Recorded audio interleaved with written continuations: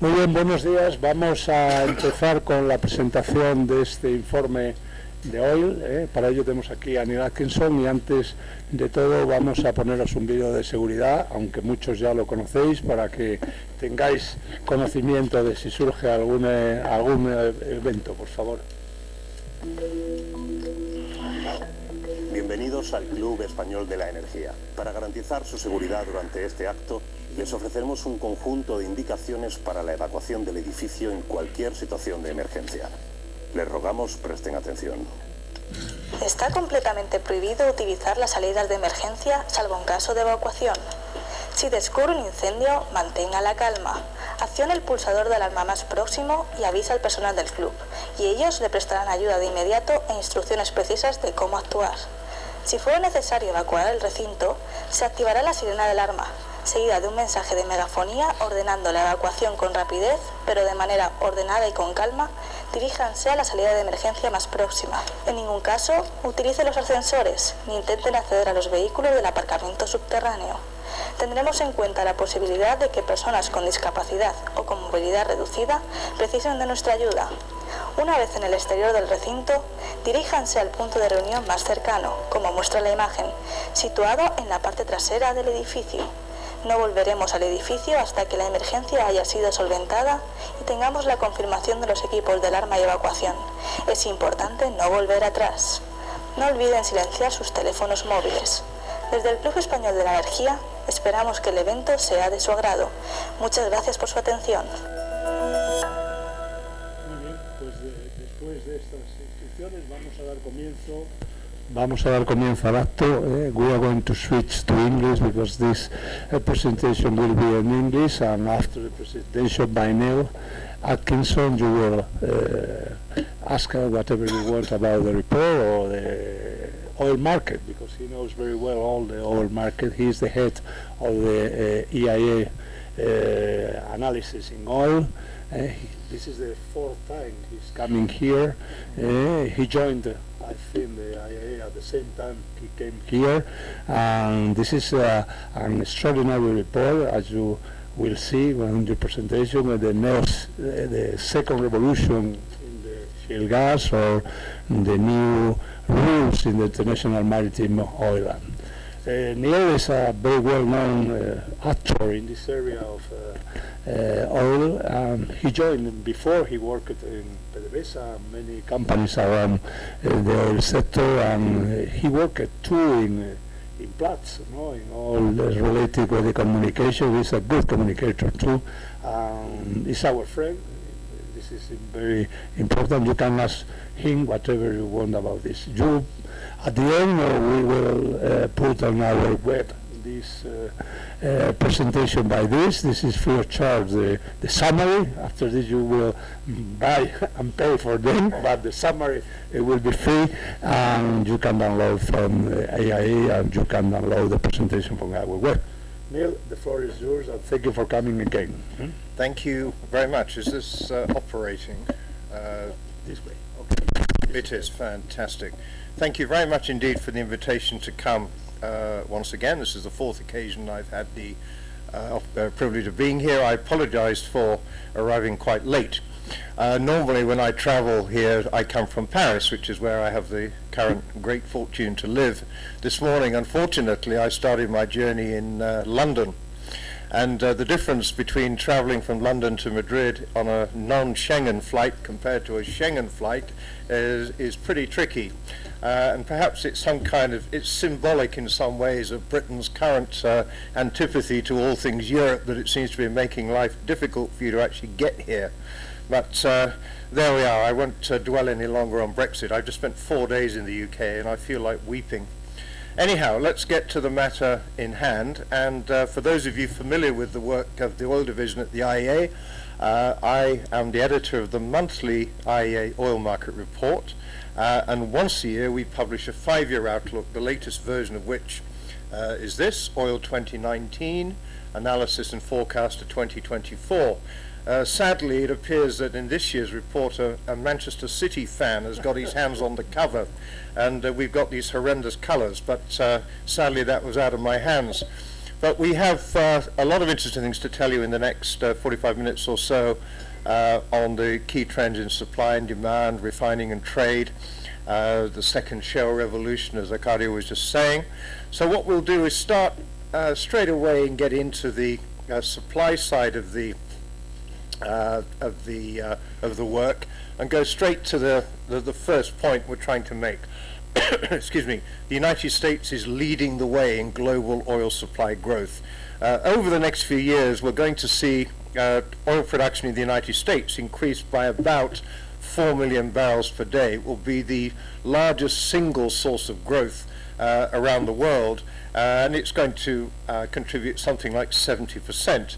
However, the United States, although it's hugely significant, is not the only game in town, and as you can see as we build up this stack, there are a group of other countries. Brazil is the biggest, and then we have Iraq, Norway, which is enjoying something of a renaissance in its industry in the next few years, the United Arab Emirates, which is adding capacity, and last and not least Guyana, which is a new producer, having been very promising for many years, and is finally coming on stream, I think pretty well now, and building up over the next 5 years or so. So we're seeing the United States going up by about 4 million barrels a day. We're seeing a group of other countries going up by slightly less. However, of course, there are always losers in global oil production, and the two biggest losers of all, partly for political reasons, are of course Iran and Venezuela.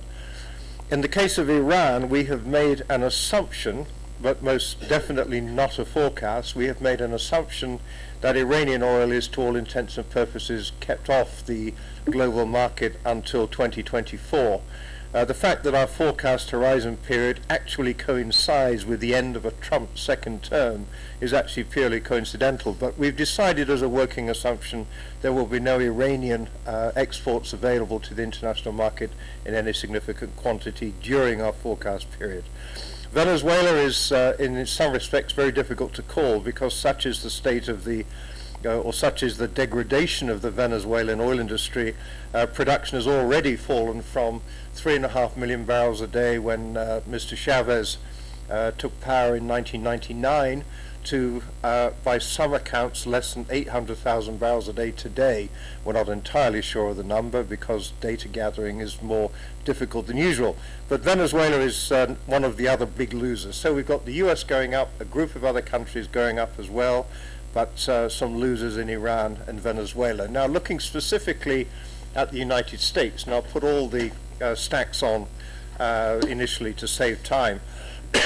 As you will have noticed, of course, in the last 10 years, as US shale production has developed very strongly, that the industry is very flexible. It responds very quickly to price signals.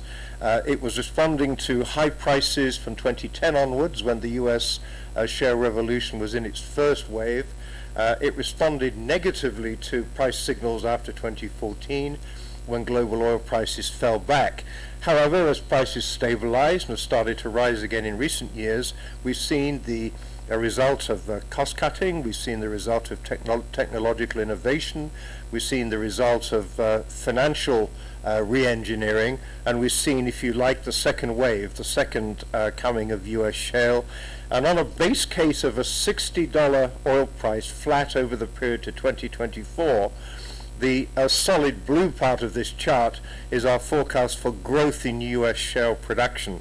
However, if the price were to be higher during the forecast period, up through $70 or up to $80 a barrel, we think that the production could grow by another 2.4 million barrels a day in excess of the base case. So we think it's going up by another 3.3 million barrels a day, slightly more, at 60, and it could be another 2.5 million barrels a day or so if the price were to be significantly higher. So the US is a major powerhouse, and indeed this theme of the US being a major powerhouse will reappear as we move through the slides covering various aspects of the market. US crude export capacity no longer a constraint. If you follow the US oil market at all, you will probably be aware of the fact that production growth in 2019 is lower than was the case in 2018, which was a record year. One of the reasons why production growth is slower this year is because pipelines, export terminals, storage facilities, there's a huge rush of investment in all of those things to try and make the industry more efficient and move higher volumes of oil through the system. And we believe that as we move through our forecast period towards 2024, the export constraints that currently exist will have been removed, to the extent that, as we now build up this slide, the first thing you will see is that the dark blue part of the stack is the U.S. crude export capacity. If you add on the pipeline projects that are currently proposed, you see a huge increase by 2024. Now, in 2018, that red spot shows you the level of crude exports from Saudi Arabia, and you'll see that as we go along the forecast period to 2024, U.S. export capacity is close to the level that Saudi Arabia was shipping in 2018. And indeed, along the way, the U.S. export capacity will already exceed Russia fairly early on in the game. So U.S. crude export capacity is becoming no longer a constraint on growth from the United States. And as we'll see a little bit later on when we have another slide on the trade issue, you'll see how important this question of U.S. intervention in global markets is going to be. Now, it's not just a question of the U.S., although it's important, as we've seen. One of the other countries that we highlighted in the build-up of other countries which are contributing growth in production over the next few years is Brazil. Now, we describe this as a Brazilian rebound around the corner, and we say a rebound because, somewhat to our surprise, and indeed the surprise of pretty well everybody else, production in Brazil actually fell year on year in 2018 because steep declines at mature fields more than offset the growth from the new projects which have been invested in recent years. But we think that the problems with the floating production and storage offshore facilities, there are I think 7 major FPSOs which have been put into place in the last year or so and are ramping up production gradually this year and next. We think that the fact that those facilities will start to operate at full capacity, it will mean that during our forecast period these new investments will more than offset the declines at mature fields, and we should see Brazil's output rise by over 1 million barrels a day by 2024, and by 2024 its production will be very, very close to 4 million barrels a day. So we maintain faith in the outlook for the Brazilian oil sector.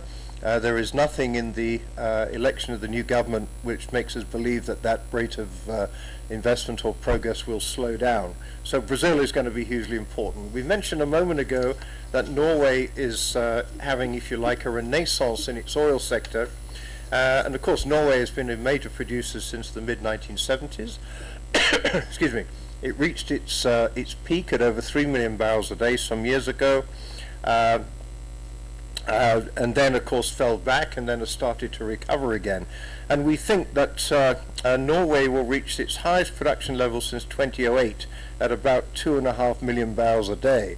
That's because of the startup of major projects, one of which we've identified on the screen there, the Johan Sverdrup project, and then we also mentioned Johan Castberg. So we're looking at a major expansion in Norway, which is one of those countries, one of those major countries which contributed huge growth in oil production in the 1980s and 1990s. It's one of those countries which perhaps was written off, but because of technology improvements, because of better geological knowledge, we're seeing something of a renaissance in Norway. The UK, which is actually also on this chart, we should see some increase in production in 2018 and 2019 from the UK, but then it starts to fall off as the years go by, and I suppose that's somewhat symbolic of the UK as a whole, having reached a peak and now entering into decline. But that's enough Brexit remarks. So the Norwegian sector of the North Sea is going to be important. The other major country, which is of course one of the biggest producers in the world, is of course Russia. And as far as Russia is concerned, what we've been able to identify is that it's a fairly stagnant picture. The production is going to remain fairly high.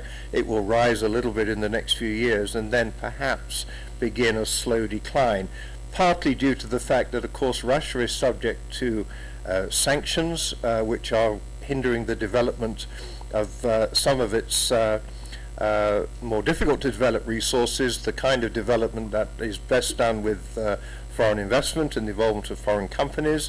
So Russia, in some respects, it could do better than the forecast suggests, but on the other hand, the more likely picture is relative stagnation. But then again, when you're producing 11.5 million barrels a day, it's perhaps a nice problem to have.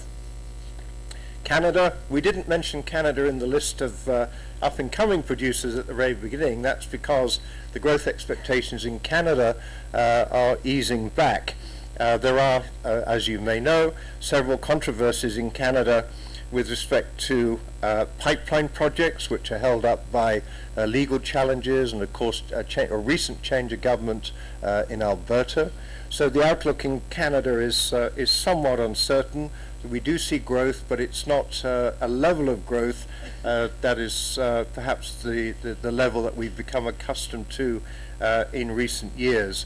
And as I said, there are a lot of legal difficulties around various projects, the Enbridge pipeline, the Trans Mountain pipeline, projects being stalled at various levels of the legal system in Canada and at various levels of the government. Now, just dwelling fairly briefly on OPEC, and this is, I'm sorry the colors are a little bit dull on this chart. Our Manchester City fan has had another go at it, and I'm afraid we haven't got it, it's not terribly vivid. OPEC effective capacity falls by 2024, and again our assumption is that Venezuela and Iran are essentially out of the market all the way through to the end of 2024. And on the left-hand side, you can see Iran and Venezuela seeing their effective capacity, not necessarily their installed capacity, but the effective capacity that can be made available to global markets. You expect to see that falling off. We also see fall-offs in Algeria and Angola, which are next to Iran and Venezuela on the chart there, and then some fairly almost invisible changes in capacity in a whole host of other countries, including Saudi Arabia, until we reach the right-hand side of this chart where you get three growth columns. In turn, they are Libya, which is perhaps a heroic assumption to make, because any day now we're told that the civil war in Libya is likely to lead to the shutdown of the oil industry or destruction of the oil industry. Whereas it seems, unless I've missed something today while I was incarcerated on the plane, it appears that Libya's production is indeed at relatively healthy levels. And indeed the conditions exist in Libya, on the assumption that there isn't civil war, for an expansion in the production capacity, and we've assumed that in our outlook. The United Arab Emirates have spent about 20 years telling us that it's going to increase its production capacity and will make investments, and it does look finally as if those investments are now finally coming to fruition. So we've increased the capacity in the UAE by about 400,000 barrels a day based on known projects. And last and certainly not least, of course, on the far right there is Iraq. The IEA just recently published a study on the whole energy situation and the whole energy market in Iraq, market in Iraq. And of course the oil industry is hugely important to the future development of the country, and again subject to political stability, subject to attractive legal and taxation frameworks. There is certainly the resource base in Iraq which would justify an expansion in capacity, and we've seen in recent years Iraq's production rise to very close to 5 million barrels a day. And in our forecast we've got an increase of about 0.8 million barrels a day in Iraqi capacity over the next 5-year period or so. But one of the uncertainties, of course, around Iraq is the stability of the relationship with the Kurdistan regional government and the access that oil in the northern part of Iraq has to global markets. That's obviously one of the constraints. But essentially, effective capacity with respect to the OPEC countries does actually fall by 2024 because of the assumptions we have made about Iran and Venezuela. So we've got the capacity growth from the non-OPEC countries, the United States, Canada, Brazil, going up by, in aggregate, about 5.7 million barrels a day, but we've got OPEC falling by about 0.4. So at this point, we'll move on from a summary of the supply part of our work and look at demand. And we'll also be coming shortly to the International Maritime Organization regulations, which is a dreaded subject which comes up, of course, everywhere we go these days. But let's start off with the main picture for demand.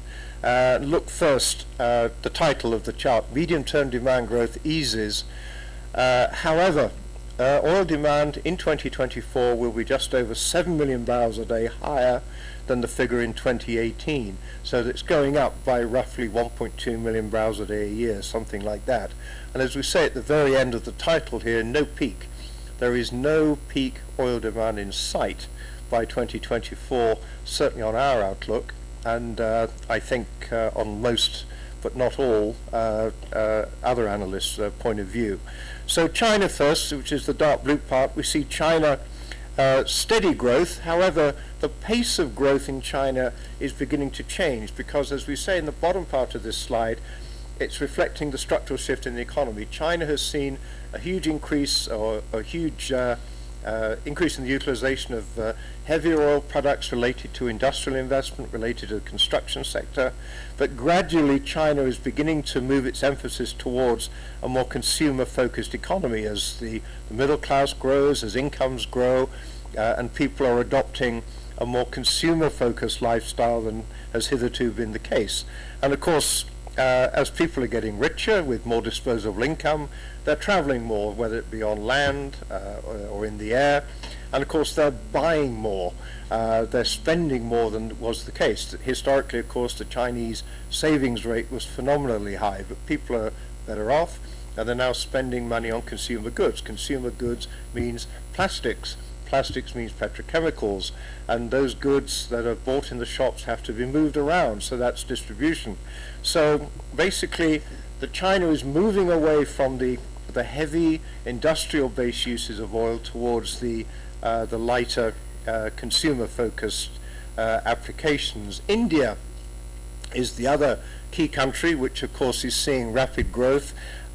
India is growing steadily over the next few years. We don't expect anything dramatic there, and indeed India is already promoting alternative energy sources in transportation. But even so, India is going to continue growing steadily, so that by the end of our forecast period, roughly speaking, India's volume growth of oil demand is going to be roughly the same as China.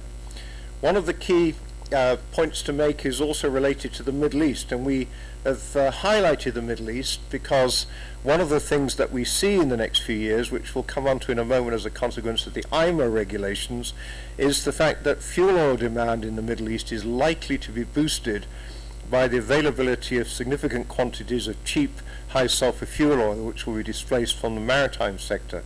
So we've awarded the Middle East fuel oil demand a boost after 2020. The rest of the world, we've lumped everybody else in together, very heavily affected by the United States. And in turn, in the United States, one of the key driving forces for demand growth in the United States is the petrochemical sector. The United States is experiencing the benefits, of course, of the shale boom, cheaper feedstocks, and we're seeing a very large number of petrochemical projects coming on stream in the United States and indeed in elsewhere, and we do have a quick slide about that coming up in a moment.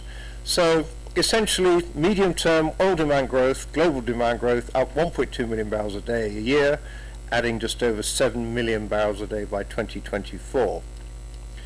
Now the next slide is the IMO regulations. Now I assume most people are familiar with what we're talking about here, are we? Okay, because I will explain it from the very beginning if necessary, but next year the International Maritime Organization is mandating a new set of fuel quality standards for the bunker market, reducing the sulfur content of maritime fuels from 3.5% to 0.5%. It's all happening in 1 year. Now, up to and including 2019, as you can see on this slide, the dark blue part of this stack is high sulfur fuel oil unscrubbed, i.e. traditional high sulfur fuel being burned today in ships.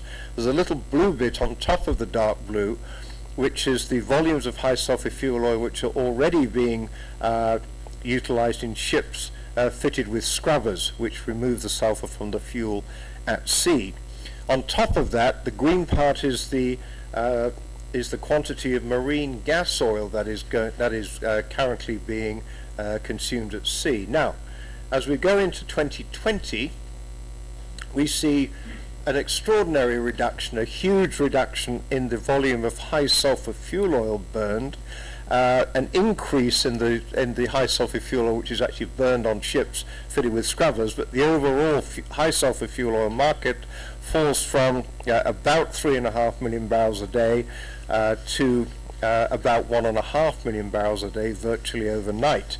And to compensate for that, we see a large increase in the utilization of marine gas oil, which is the green part of the stack. And on top of that, you see the introduction of new qualities of very low sulfur fuel oil, which the refining industry is cranking up to produce. So that's the transformation 2019 to 2020. We assume in 2020 the fact that there will be a non-compliance rate with the new regulations of something like 20%. It's an assumption that we've made not out of the air. We've consulted with colleagues in the shipping industry and the refining industry, and there will be parts of the world where the appropriate fuels or compliant fuels are not immediately available. There will be some cheating in some parts of the world, of course, but we assume a non-compliance rate of about 20%.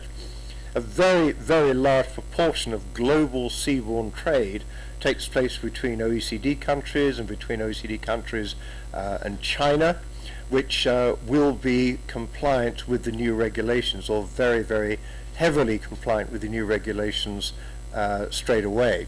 As we go through the rest of the forecast period, we see the compliance rate, or the non-compliance rate, the dark blue bit, vanish away gradually to next to nothing by 2024. We still see some high sulfur fuel oil being burned on ships fitted with scrubbers, a fairly stable volume. People that have made investments in scrubbing technology will be, of course, continuing to use them. The contribution from the marine gas oil, the green part, will remain roughly stable over the forecast period, with the rest of the market taken by higher volumes of the new very low sulfur fuel oil. We have attempted, and I use the word attempted, to model what we think might be an indicative price increase, given that the shipping industry is moving from a low quality traditional fuel to a higher quality fuel. Clearly it will cost more. Attempting to understand what it will mean, given that this is a global switch, in theory taking place in every port around the world, is extremely difficult. But on the basis of what we think the refining industry is capable of doing in terms of changing its output to meet the new regulations, and what we assume will be the case in terms of burning fuel oil in scrubbers on ships, we think that diesel prices could increase by something like 20% next year.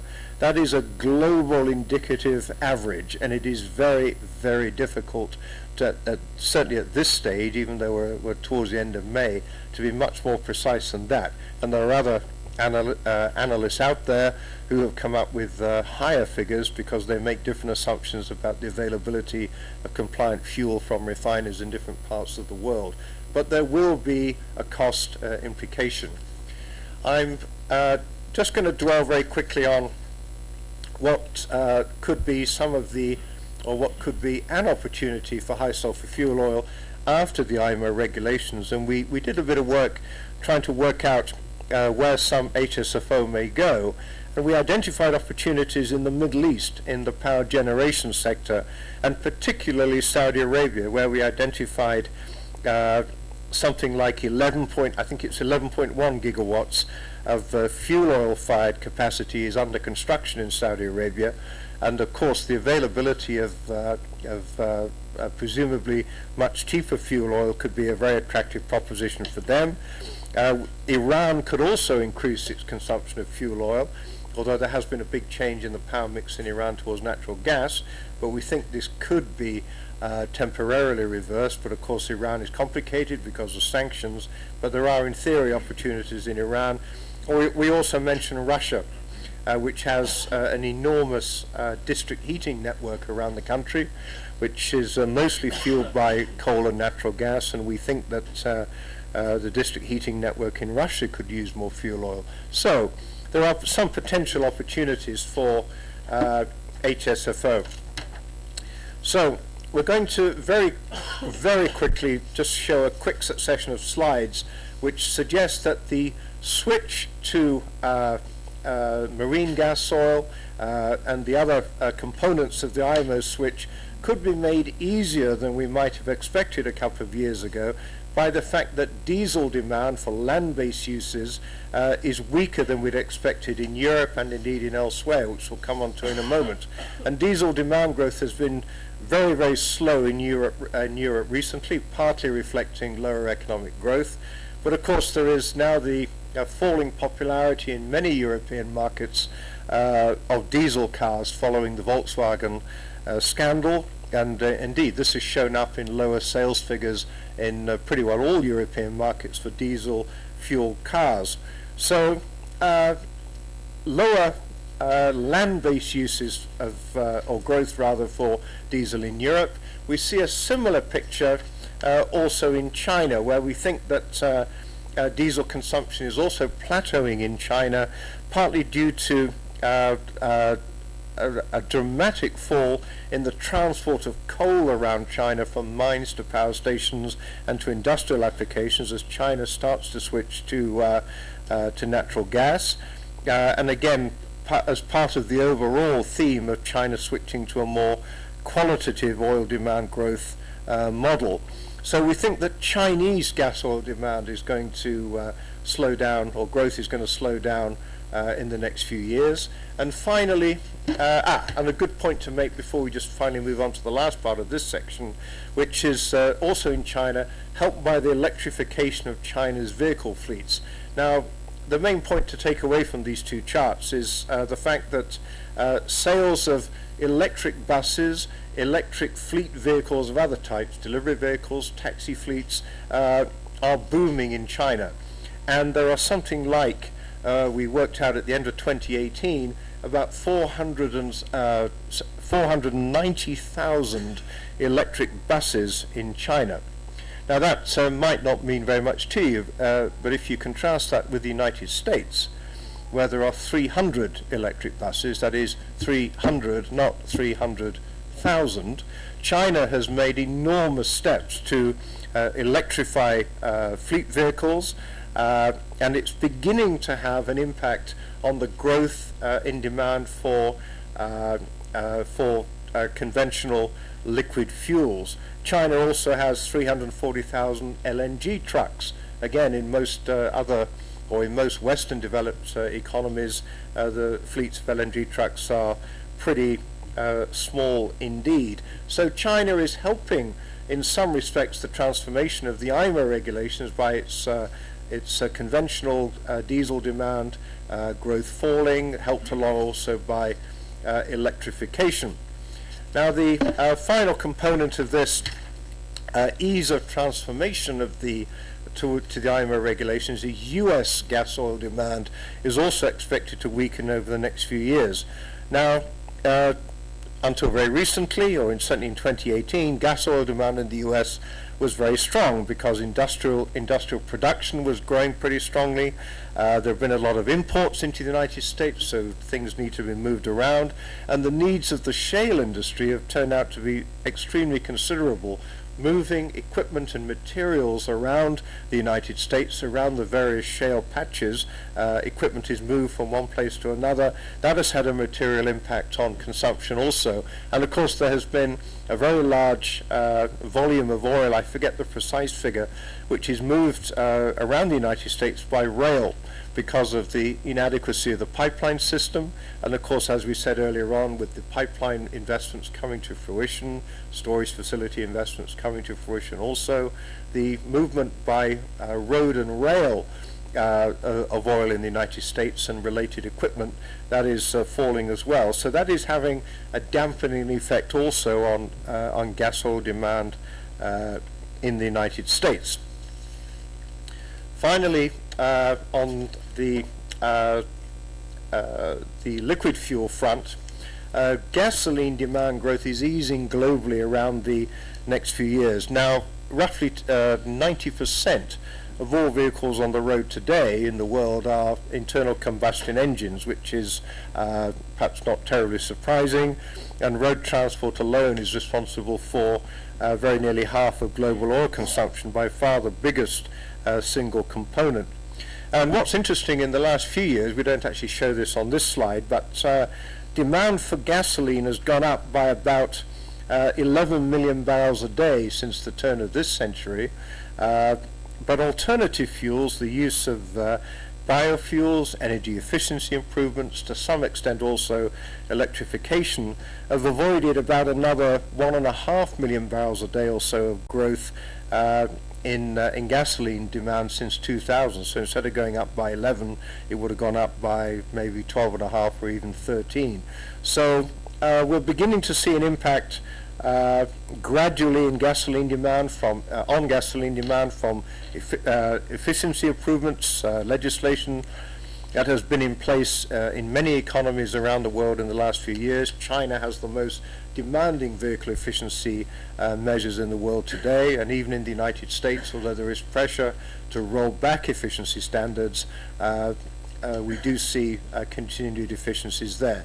So gasoline demand growth is easing back. Two final points on demand. The next slide relates to petrochemicals, and we've identified in excess of 50 projects around the world, but heavily concentrated in the US and China, which are spurring petrochemical feedstock demand. The United States has an enormous competitive advantage because of the rapid growth of shale oil and gas production, and the United States has been adding capacity. There's been some significant reshoring, as they say, of petrochemical capacity to the United States from overseas. So we think that the projects in the United States are likely to be responsible for LPG ethane demand going up by well over 600,000 barrels a day by 2024. China, of course, as we alluded to earlier, because of the consumer-focused economy, is one of the world's largest producers and consumers of plastics. And as the economy is becoming increasingly consumer-focused, we think there's something like 21 million tons a year of petrochemical capacity due to come on stream by 2024. Although in the case of China, these are mainly naphtha crackers. So we think that the various projects in China are going to add about 300,000 barrels a day of naphtha demand, and LPG and ethane by about another 300,000 barrels a day by the end of the forecast period. So petrochemicals is hugely important. Plastics are going to remain an increasingly important part of the global demand outlook, certainly to 2024, and indeed for many, many years beyond that. And my colleagues in the long-term World Energy Outlook work in the IEA have done quite a bit of work on that. Finally, on demand, the aviation industry. This is actually not quite as interesting as we thought it would be when we first had this idea together. We were convinced that the aviation industry is booming, and therefore fuel growth or fuel use would continue to grow. But in fact, the aviation industry, although it's booming as a whole in terms of airport construction and expansion, the increase in the number of flights and the number of passengers, there are indeed considerable efficiencies within the aviation industry in terms of the consumption of jet fuel per 1,000 kilometers, or whatever the unit it is that we use, because in recent years jet fuel demand growth has been going up by about 5% a year. But even so, the efficiency improvements are beginning to eat into the growth, and although there are lots more low-cost air carriers coming into the market and increasing their share, and as the airport infrastructure expands and as rising incomes allow more people to travel, particularly in Asia, we think that global fuel demand, jet fuel demand, is still going to rise by about 2% a year into the future. Although in the Asian economies, China and India, that growth is probably closer to about 5% a year, again because of the rise of the middle class and their increasing ability to fly, and to fly more often. Now, those are some of the main highlights as far as the overall picture, the big picture for demand is concerned. And now we're going to go on to the next section, which we call refining and trade, which I personally think is the most interesting part of this whole report. Now let's look at refining first of all, and we've done this, I hope, in quite an interesting way. Downstream capacity additions challenge refiners. Refiners are already, of course, looking at the challenges faced by the IMO regulations, increases in demand for marine gas oil, and new very low sulfur fuel oil grades that are coming into the market. But what we've identified in the next few years is that there is a big increase in the planned capacity growth. The downstream sector will have to adjust to a wave of expansion taking place in Asia and the Middle East in particular, which is going to add on a net basis something like 9 million barrels a day of capacity growth in total for the world. However, the next part of this animation shows that is about 2 million barrels a day higher than the global oil demand growth number we looked at earlier on. If you recall, we said that global oil demand is growing by about 7.1 million barrels a day. However, it gets worse. If we exclude that oil that is produced from outside of the refining system, for example biofuels, NGLs, the actual demand for refined products from the refinery is far lower. And this implies, of course, that there's excess refining capacity of more than 4 million barrels a day being added over the next few years, on the assumption that all the plans come to fruition, which means either lower rates of utilization in some parts of the world, or the shutdown of existing refineries. Now, we haven't done any work to attempt to model or nominate refineries that might shut down. We haven't come up with a hit list of plants, and at the moment all we've done is anticipate what are known closure projects which have been publicly announced. But what did happen in the past, which is the final grey stack on this chart, is that about 4 million barrels a day capacity was shut down during the last 5 years, or the period 2013 to 2018.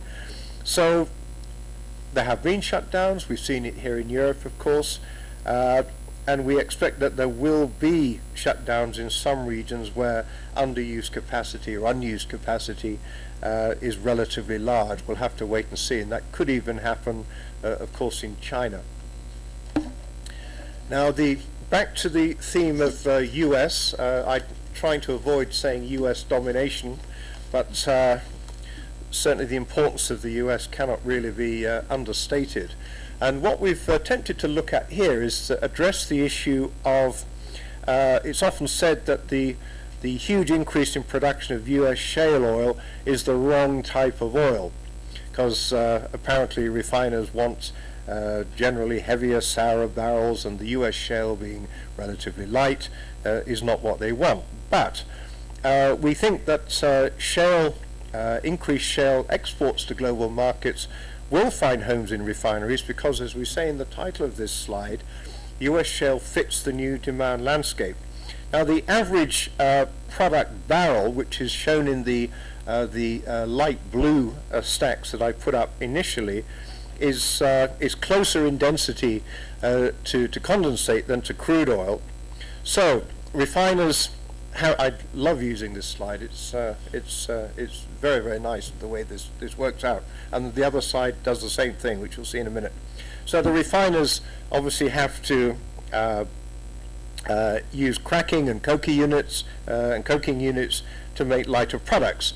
Shale crude, on the other hand, the average crude density, the dark blue thing, is 33 degrees API, and of course the product demand barrel now is close to 50, so you have to do the upgrading to get what you wish. However, shale crude is closer in quality to the global average product barrel, so shale crude requires less heavy processing. Now, sulfur is another issue which we've looked at in a similar way, and of course the refiners have to get rid of sulfur. So what we see in the yellow, the light orange stack that you have there, is that the average product barrel in the world today is allowed to contain just over 0.3% sulfur, 0.34% sulfur, and that will go down following the implementation of the IMO regulations to about 0.24, something like that. However, the average crude barrel today has 1.2% sulfur content, and that requires a lot of processing in desulfurization operations, which is very expensive, and of course it's CO2 intensive. Shale crudes, however, are far sweeter, and again they require far less processing. So US shale, although it is not going to swamp global markets, we'll be looking at that when we finish up in a few minutes, is not swamping global markets. However, as it becomes increasingly available in global markets, it will be attractive to many refiners who are looking to produce, particularly obviously oriented towards petrochemicals and lighter products. US shale will fit the demand landscape, and it will find a market share. So we think the scare stories of the US shale being the wrong kind of crude oil, we think that is inappropriate. The final set of slides, there's I think there's 3 more slides to go, again comes back to, I'm afraid, US domination. But here we go. US gross exports overtake Russia, closing on Saudi Arabia. What we mean by this, the dark blue columns that you can see are the net imports of oil to the United States. We go back to 2012, and as you can see, the net imports diminish, so that by 2021, it's a very small figure, so you can't actually see it. On an annual average basis, the United States becomes a net oil exporter in 2021 after, as it says in the slide at the bottom part in a second, after 75 years of import dependency. We believe that this is a good thing for global markets. It's adding to market flexibility and market choice. But along the way, what we see is gross United States exports, that is crude and products taken together, are increasing very steadily. Something like, I forget the exact figure as we move along, I can't see the thing too well, but it's going up from about 2 million barrels a day, something like that. However, the most important point to make here is not necessarily the actual volume, but is the fact that the gross exports from the United States come very, very close to the gross exports we see from Saudi Arabia. This is on a gross basis. It's perhaps symbolic rather than anything else, but it is hugely important. It demonstrates the rising power of the United States, and although the United States gets close to the gross figure for Saudi Arabia, it will actually overtake that of Russia. So if you like, we have a big three at the top of the global oil market: the United States, Saudi Arabia, and Russia.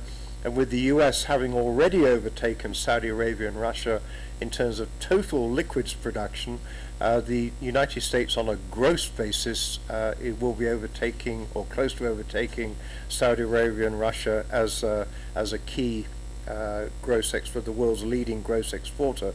Another interesting development finally, and perhaps of even greater interest for international markets, is the fact that US seaborne trade turns positive in 2019 and grows to 4 million barrels a day by 2024. And what we mean by this is that we're acknowledging the fact that more than half of US crude imports now come from Canada, which is effectively, or the United States is effectively Canada's only significant market.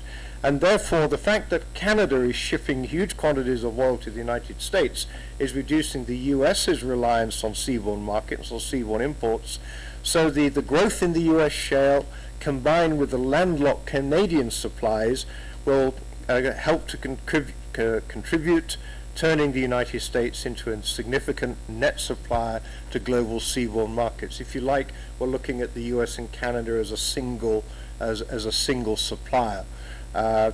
Which is perhaps another way of looking at it, but the United States is becoming a major player in global markets in the period to 2024. Final two slides. The export growth in the next few years is actually all in the Atlantic Basin because, as you can see on the left-hand side, the brown part of this slide, we're seeing falls in crude exports from a whole range of countries for different reasons. Nigeria, because they will be refining more oil domestically because they're building a big new refinery, or at least they say they are. We should see more refining also in Kuwait. Venezuela collapsing for political reasons. Mexico is going through a transition, and we think that there will be a reduction in crude exports, partly because they may be refining more at home. But on the positive side, on the growth side, the biggest changes are in the Atlantic Basin.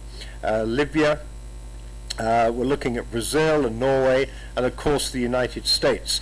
The UAE is added onto that, as is Iraq, because we're expecting them to see big increases in their production capacity in the next few years. But the second largest increase in crude exports in the world over the next few years comes from Brazil. And that is, of course, a major development which adds to global diversity of supply. So Brazil is important, and just one final factoid on this chart is that the United States is going to be the fourth largest supplier of crude oil to international markets by 2024, behind Saudi Arabia, Russia, and Iraq. So this is a huge development we've seen over the last few years. And we should mention Norway, of course, as a growth supplier because of the renaissance that we've seen in that industry in the last few years. And of course, Norway is the only net crude exporter in Europe. And indeed, because of the growth in Norway, it overtakes Kazakhstan and Kuwait. So the Norwegians have something to be happy about. The final slide is the center of gravity of crude trade shifting to Asia. And in some respects, of course, this has been going on for quite a long time. But China and India will be importing more oil in years to come as their oil economies grow. And by 2024, the Asian region, is going to have to import about 26 million barrels a day of crude oil, which is 3.5 million barrels a day or so than it is today. However, there's an interesting point to make here, is that when we look at Asia and the Middle East as a whole, and describe it as the East of Suez region, that is going to be short by roughly 6 million barrels a day by the end of our forecast period, because of course oil production capacity growth in the Middle East is very, very limited over the next few years, other than mainly Iraq and the UAE. So that because of the rising needs of Asia, even if the Middle East producers directed all of their exports to Asia, the Asian economies would still need to find 6 million barrels a day from other regions. And of course, that means that they'll be looking to the Atlantic Basin countries, which are seeing growth in export availabilities, as we saw in the last chart. So the diversification of crude supplies to Asia the diversification is becoming a necessity rather than a commercial choice, because without it they will not be able to fulfill their growing need for crude oil. So at that point, I'll cease going through the main highlights of the report. The report itself is about, it is 150 pages long. There's an awful lot more detail contained within it, and you're, of course, welcome to access it if you wish. I won't read through all the conclusion points again. We've gone through them, I think. Just to pick out the penultimate one, which is the second wave of the US shale revolution, coming back to Arcadio's point at the beginning. It will, and indeed it already is, shaking up international trade flows, and this is going to be hugely important in years to come, with profound implications for geopolitics, and of course only time will tell exactly what format that will take. And finally, there's a point which we added, or Fatih Birol wanted to add to our conclusions. We didn't actually cover this in the report itself, is that up to and beyond 2024, which is the medium-term forecast period that my team looked at, the oil industry has to do more to reduce its carbon footprint. So it has to address issues such as flaring around the world, methane leakages, which is becoming or has received quite a bit of attention in the press recently, increased utilization of carbon capture and storage, enhanced oil recovery, and so on and so forth. So there are issues which the industry needs to be thinking about today, and indeed there is evidence that many of the major companies are indeed beginning to address these issues. So I'll end at that point, and very happy to take any questions both on this report, the 5-year outlook, or indeed any questions you might have related to the short-term oil market that we have today. Thank you. Okay, thank you very much, Neil. As always, it's a very clear presentation, an outstanding presentation. It was very amazing, the increase of the shale gas, from 1 million barrels 8 years ago to 8 million today, and 12 million in the 2024. But I was surprised, because you don't foresee the peak oil in the next 5 years, in consumption. The strong... You're surprised by that? Yeah. Okay. And the strong impact in the IMO rules, in the prices, in the changes of the consumption. And maybe this is my points, but this is something you can ask Neil whatever you want. You can ask him about this, or the Brexit, as you can see, or the football matches, the final this weekend here in Madrid, because he's a footballer. Ask him. Go ahead with the questions. First of all, introduce yourself and ask whatever to Neil. Thank you very much. My name is Fernando Manaval. It's just a small, thank you. I think it has been a great presentation, but just a small clarification, please. In the agency World Energy Outlook, they talk about light tight oil or tight oil in general. They refer to shale only when they talk about gas, and you talk only about shale oil. Can you clarify the thank you.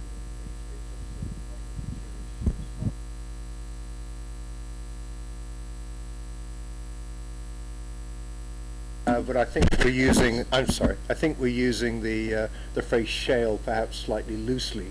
As far as our work is concerned, we're talking about light tight oil, commonly known as shale oil. So I think it's more of a nomenclature issue than anything else. And indeed, our colleagues in the World Energy Outlook, whose job it is to try and portray the world in 2040, which is the current time frame that they have some interesting numbers in terms of the continued expansion of light tight oil in the United States out to 2025 and way beyond that. and indeed there is a big disparity amongst analysts as to how high what we call shale oil, light tight oil production will go. I was at an event just last week in London where one of the big investment banks discussed total US liquid production, conventional crude, light tight oil, and they lumped in biofuels and NGLs, and they came up with a figure of 29 million barrels a day by 2025. That's everything. Now we have roughly 19 million barrels a day by 2024, but excluding biofuels and the other bits and pieces. So if you add ours on, we still don't get close to the Citibank. Oh, sorry, I gave away the name of the people that said it. Okay, the city forecast. So there's a huge range of views as to how high or how extraordinary this phenomenon will be. But we mean light tight oil. Okay, some more questions? Another one My here. name is Enrique González from EP. Yeah, you have mentioned growth in the consumption of fuel in marine transport. Do you not foresee switching to LNG at all? Switching to LNG, gas, natural gas. I'm glad you asked that question. The reason I didn't mention it is that within our forecast period it is negligible, and I'll explain that. Today, roughly 10,000 barrels a day of oil equivalent is used as LNG in shipping. We think, based on the fleet construction and some conversion, although there will be very little conversion because it's very expensive, we think that by 2024 that 10,000 barrels a day will have gone up to 90,000 barrels a day.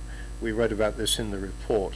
It is not expected to be, well, as those figures indicate, very significant over the short term. And just recently at the IEA we held a one-day seminar, my colleagues in the Gas, Coal and Power Division, on the very issue of the expected penetration of LNG in shipping over the longer term. And the general conclusion was that LNG will find a niche, and it's beginning to find a niche in sectors such as cruise shipping, obviously the LNG tankers themselves, and possibly in some aspects of the container business, but it's still expected to be a niche rather than a very, very big sector, because we're talking about a total marine fuel market today of about 4.5 million barrels a day. So unless there's a technological breakthrough or a cost breakthrough, and of course the availability of LNG, this is the other issue. Although LNG is becoming increasingly available around the world, it is still obviously not universally so. So there are constraints on the growth of LNG, but in fact I'm glad you raised that, because I omitted to mention it during the discussion. Please go ahead. Gorka Penalba from CLH. From your refining slide, do you think that shale oil would actually lean towards the simpler margin? Margins will lean more towards a simpler refining because of the gravity, and the sulfur will kind of discourage investments in more conversion, in deeper conversion. Well, let's try and get some perspective on the growth and the availability of shale oil. I think something like, I can't remember the figure at the top of my head, I think about 11% of refinery will be from US light tight oil. So we're not talking about a massive invasion of the market here. There will be refineries who are looking to maximize light production, for whom LTO will be attractive. We're not saying that it's going to take over the world. I wish I could remember the exact figure now of the increase in the proportion of global refinery runs which will be taken by LTO. I think something like 11%, something like that. So yes, there are issues for some refiners, but prior to the escalation of the trade dispute between the United States and China, up to about 300,000 barrels a day at times was moving from the United States to China. and which of the refineries precisely was using it, I'm not entirely sure, but it will certainly find a niche for those people who are looking for the lighter product slate that the LTO will yield. Okay. Thank you. Sorry. Thank you, and thank you very much for the presentation, Neil. Very inspiring as always. Just a question regarding the production in 2024. As far as I have understood, if you add production of USA, Saudi, and Russia is around 25 million barrels per day. So that means around 25% of the consumption. And my question is regarding the OPEC. What do you think is going to be the role of OPEC in this new situation in which 3 countries, 2 of them are outside the OPEC, are controlling around 25% of the production? Yeah, by 2024, the United States is producing 20 million barrels a day on our numbers. We've got Russia producing 11.5, something like that. So that is obviously a huge slug of the market. However, bear in mind that capacity growth outside of the United States and a relatively small number of other countries, Brazil, Guyana, Norway, UAE, Iraq, and small increases in Canada, production capacity growth is limited to a fairly small number of countries. And of course there are uncertainties around some of the countries that are growing, including Iraq, of course, and Libya we put in there as well.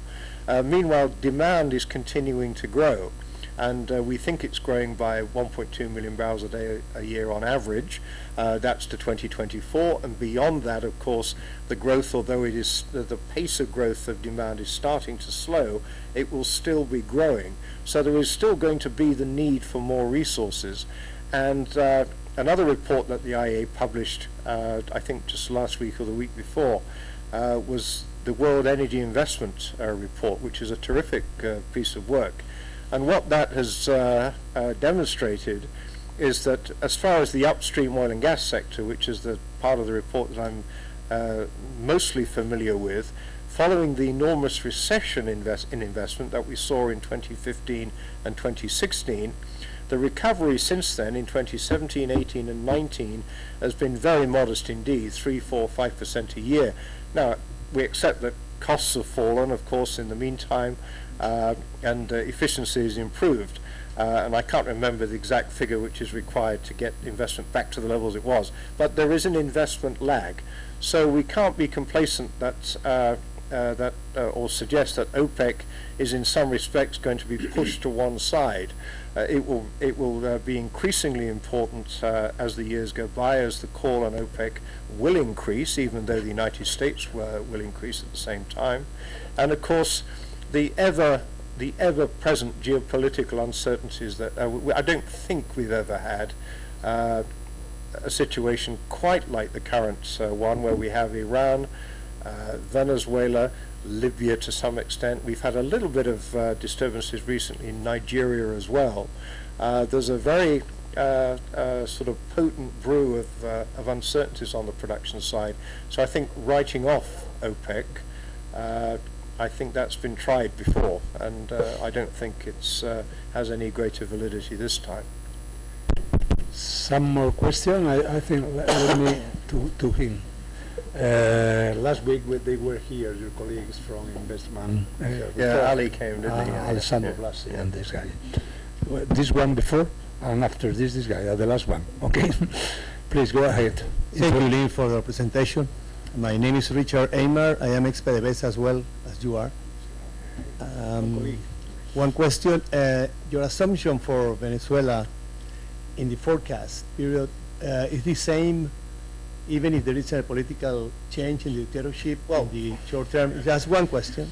Oh, And okay. the second one is about Guyana. Oh, Guyana. Yes. Do you think there is any chance that Guyana can bring some last-minute changes in the contract that they signed with Exxon in all the discoveries, or they will allow the full-scale suspected? On the second question, I don't know, to be honest with you. the details of the contract and whether there will be any changes. I can't answer that. We have assumed, based on the announced plans of the investors, obviously including ExxonMobil and the government, that Guyana will be producing 500,000 barrels a day, or its production will increase by 500,000 barrels a day by 2024. And that's just all I can really say about Guyana. On Venezuela, to some extent, we are making an educated guess. Now, Luis Justi, who you will know of as president of PDVSA, he said at a recent seminar at CSAS in Washington, because it was on the record, I'm not giving anything private away, his personal assessment was that there was only a 50-50 chance of regime change in Venezuela by the end of this year. And a lot of people seem to think that there's a lot of validity in that, and if it is in fact the case, then we move on into 2020 and possibly beyond. But even if, for the sake of argument, there were a regime change very soon, and you will probably know more about this directly than I do now, such is the degradation of the industry, the non-availability of reliable power supplies, the fact that the workers don't get paid, the workers don't get food, the workers don't get medicine, the whole thing has collapsed. It will take a very long time to get it back on its feet, and it cannot be done in any kind of short-term frame or medium time frame without foreign investment, because the major companies have money. They have the technical resources to help get Venezuela back on its feet. But I wrote a note about this for the IEA governing board, or one of the IEA committees, a while back, and something that I wrote, that Venezuela's secret weapon, if there were to be some sort of order restored and law and order was restored and some degree of calm, Venezuela's secret weapon is the diaspora of Venezuelan oil industry professionals who are everywhere except in Venezuela. You know, many of them working in big companies all around the world, including here, who would go back to Venezuela, most of them, as quickly as possible if the conditions were there. And that could be the secret weapon if those conditions existed for them and their families to go back safely.